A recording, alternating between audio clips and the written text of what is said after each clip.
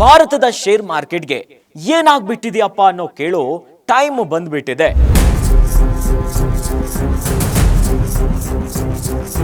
Trump ಅಧ್ಯಕ್ಷ ಆಗ್ತಿದ್ದಂತೆ ಭಾರತದ share market ನಲಗು ಹೋಗಿಬಿಟ್ಟಿದೆ. 7 lakh ಕೋಟಿ ರೂಪಾಯಿ ಭಾರತಕ್ಕೆ ಹೊಡೆತ ಬಿದ್ದುಬಿಟ್ಟಿದೆ. ಗ್ಯಾರಂಟಿ ಗ್ಯಾರಂಟಿ ಗ್ಯಾರಂಟಿ, ಇದು ಗ್ಯಾರಂಟಿ ನ್ಯೂಸ್. ಸುದ್ದಿ ಖಚಿತ, ನ್ಯಾಯ ನಿಶ್ಚಿತ. ನಾನು ಅಖಿಲೇಶ್ ದಬ್ಬೆಕಟ್ಟೆ. ಈ ಪಟ್ಟಣಕ್ಕೆ ಏನಾಗಿದೆ ಅನ್ನೋ ಮಾತನ್ನ ನೀವು ಕೇಳೇ ಇರ್ತೀರಿ. ಆದ್ರೆ ಈಗ ಭಾರತದ ಶೇರ್ ಮಾರ್ಕೆಟ್ಗೆ ಏನಾಗ್ಬಿಟ್ಟಿದೆಯಪ್ಪ ಅನ್ನೋ ಕೇಳೋ ಟೈಮ್ ಬಂದ್ಬಿಟ್ಟಿದೆ. ಹೌದು, ನಿನ್ನೆಯಷ್ಟೇ ಅಮೆರಿಕದ ನೂತನ ಅಧ್ಯಕ್ಷರಾಗಿ ಡೊನಾಲ್ಡ್ ಟ್ರಂಪ್ ಅವರು ಅಧಿಕಾರವನ್ನ ಸ್ವೀಕರಿಸಿದ್ರು. ಇನ್ನು ಟ್ರಂಪ್ ಅಂದಾಕ್ಷಣ ಮೊದಲು ನೆನಪಾಗುತ್ತೆ ಟ್ರಂಪ್ ಅವರ ನಿರ್ಧಾರಗಳು, ಹೊಸ ಹೊಸ ಯೋಜನೆಗಳು ಯಾವ ರೀತಿಯಾಗಿ ಕೈಗೊಳ್ತಾರೆ ಅಂತ. ಆದರೆ ಟ್ರಂಪ್ ಅಧ್ಯಕ್ಷ ಆಗ್ತಿದ್ದಂತೆ ಭಾರತದ ಶೇರ್ ಮಾರ್ಕೆಟ್ ನಲಗು ಹೋಗಿಬಿಟ್ಟಿದೆ. ಅಯ್ಯೋ, ಇದೇನು ಹಿಂಗೆ ಹೇಳ್ತಾ ಇದ್ದೀನಂತ ಯೋಚನೆ ಮಾಡ್ತಿದ್ದೀರಾ? ಒಂದಲ್ಲ ಎರಡಲ್ಲ, ಬರೋಬ್ಬರಿ 7 ಲಕ್ಷ ಕೋಟಿ ರೂಪಾಯಿ ಭಾರತಕ್ಕೆ ಹೊಡೆತ ಬಿದ್ದುಬಿಟ್ಟಿದೆ. ಈ ಬಗ್ಗೆ ಒಂದು ಕಂಪ್ಲೀಟ್ ಡೀಟೇಲ್ಸ್ ಇಲ್ಲಿದೆ ನೋಡಿ. ಸತತ ಏರಿಕೆ ಕಾಣ್ತಿದ್ದ ಶೇರ್ ಮಾರ್ಕೆಟ್ ಸೂಚಕಗಳು ಮಂಗಳವಾರ ದಿಢೀರಂತ ಕುಸಿತದ ಹಾದಿಗೆ ಮರಳಿವೆ. ಕರಡಿ ಕುಣಿತಕ್ಕೆ ಮಾರುಕಟ್ಟೆ ಅಕ್ಷರಶಃ ನಲುಗಿ ಹೋಗಿದ್ವು. ಹೂಡಿಕೆದಾರರು ಒಂದೇ ಒಂದು ದಿನದಲ್ಲಿ ಭಾರಿ ನಷ್ಟವನ್ನ ಅನುಭವಿಸಿಬಿಟ್ಟಿದ್ದಾರೆ. ಹೌದು, ಅಮೆರಿಕದ ಅಧ್ಯಕ್ಷ ಡೊನಾಲ್ಡ್ ಟ್ರಂಪ್ ಅವರ ಸುಂಕದ ನೀತಿಯು ದೇಶೀಯ ಷೇರುಕಟ್ಟೆ ಮೇಲೆ ಪರಿಣಾಮ ಬೀರಿದೆ. ಮಂಗಳವಾರ ನಡೆದ ವಹಿವಾಟಿನಲ್ಲಿ ಮುಂಬೈನ ಷೇರು ಮಾರ್ಕೆಟ್ ಸೂಚಕ ಸೆನ್ಸೆಕ್ಸ್ 7 ತಿಂಗಳ ಕನಿಷ್ಠ ಮಟ್ಟಕ್ಕೆ ಕುಸಿದು ಬಿಟ್ಟಿದೆ. ಹಾಗೆ ನೋಡಿದ್ರೆ ಮಂಗಳವಾರ ಷೇರು ಮಾರ್ಕೆಟ್ ಧನಾತ್ಮಕವಾಗಿಯೇ ಆರಂಭ ಆಗಿತ್ತು. ಆದರೆ ಅಂತ್ಯದಲ್ಲಿ ಬಿಗ್ ಶಾಕ್ ಎದುರಾಗಿದೆ. ಇನ್ನು ಅಮೆರಿಕ ಅಧ್ಯಕ್ಷರಾಗಿ ಡೊನಾಲ್ಡ್ ಟ್ರಂಪ್ ಅಧಿಕಾರ ಸ್ವೀಕರಿಸಿದ ಬೆನ್ನಲ್ಲೇ ಭಾರತದ ಶೇರ್ ಮಾರ್ಕೆಟ್ ಭಾರಿ ಕುಸಿತವನ್ನ ದಾಖಲಿಸಿದೆ.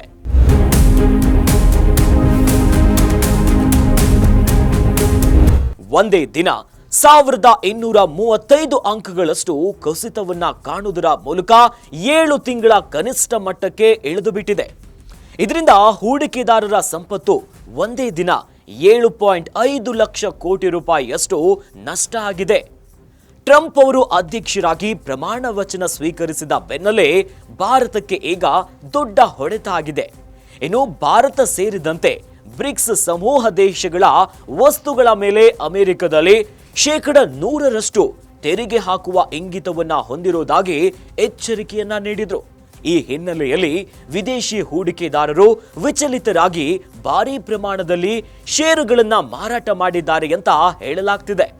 ಇನ್ನು ಷೇರು ಮಾರ್ಕೆಟ್ ಕುಸಿದಿರೋದ್ರಿಂದ ಬಾಂಬೆ ಶೇರ್ ಮಾರ್ಕೆಟಿನ ಸೂಚಕವು 1235.08 ಅಂಕಗಳು ಅಂದ್ರೆ 1.60% ಕುಸಿತವನ್ನ ದಾಖಲಿಸಿದೆ.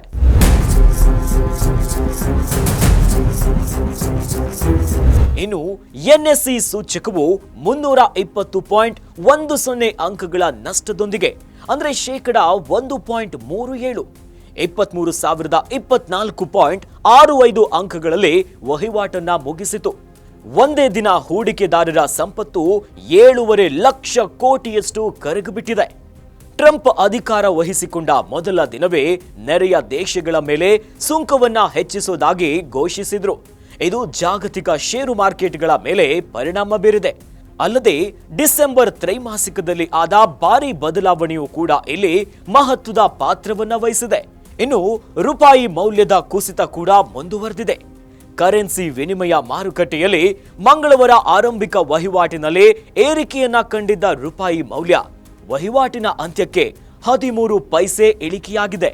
ಪ್ರತಿ ಡಾಲರ್ ಮೌಲ್ಯ 86.58 ಆಗಿದೆ. ಈ ಮೂಲಕ ಭಾರತದ ರೂಪಾಯಿ ಮೌಲ್ಯ ಕೂಡ ಕುಸಿತದೊಂದಿಗೆ ದೊಡ್ಡ ಸಂಕಷ್ಟಕ್ಕೆ ಎದುರಾಗಿಬಿಟ್ಟಿದೆ ಭಾರತದ ಆರ್ಥಿಕ ವ್ಯವಸ್ಥೆ.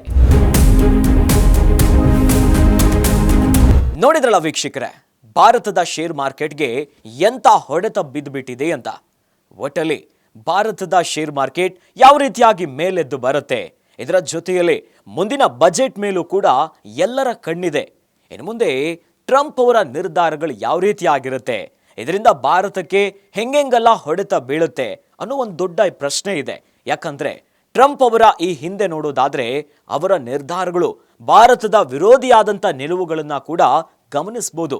ಹೀಗಾಗಿ ಮುಂದೆ ಯಾವ್ಯಾವ ಬದಲಾವಣೆ ಆಗತ್ತೆ ಕಾದು ನೋಡಬೇಕು. ಇನ್ನಷ್ಟು ಸುದ್ದಿಗಳಿಗಾಗಿ ನೋಡ್ತಾ ಇರಿ ಗ್ಯಾರಂಟಿ ನ್ಯೂಸ್. ಗ್ಯಾರಂಟಿ ನ್ಯೂಸ್, ಸುದ್ದಿ ಖಚಿತ, ನ್ಯಾಯ ನಿಶ್ಚಿತ.